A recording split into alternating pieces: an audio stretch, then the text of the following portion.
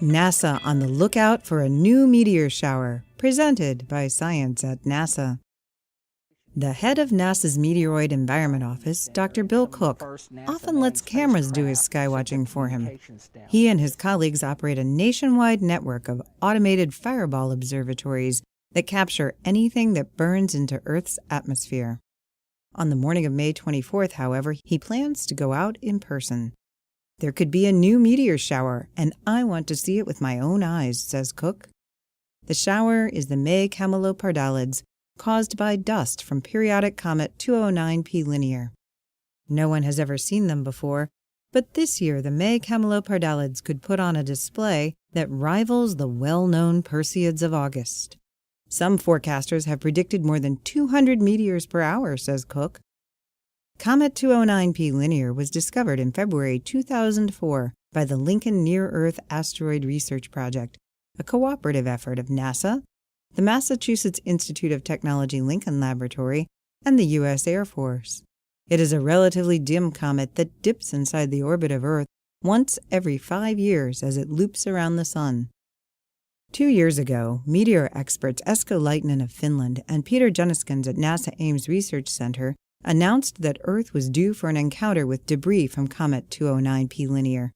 Streams of dust ejected by the comet mainly back in the 1800s would cross Earth's orbit on May 24, 2014. The result, they said, could be a significant meteor outburst that would provide an exciting but harmless light show in the night sky. Other experts agreed, in part. There is a broad consensus among forecasters that Earth will indeed pass through the debris streams on May 24th. However, no one is sure how much debris is waiting. It all depends on how active the comet was more than a century ago, when the debris streams were laid down. We have no idea what the comet was doing in the 1800s, says Cook. As a result of the uncertainty, there could be a great meteor shower or a complete dud. The best time to look is during the hours between 6 and 8 Universal Time on May 24th, or between 2 and 4 o'clock in the morning Eastern Daylight Time. That's when an ensemble of forecast models say Earth is most likely to encounter the comet's debris. North Americans are favored because for them the peak occurs during nighttime hours while the radiant is high in the sky. We expect these meteors to radiate from a point in Camelopardalis, also known as the Giraffe, a faint constellation near the North Star, he continues.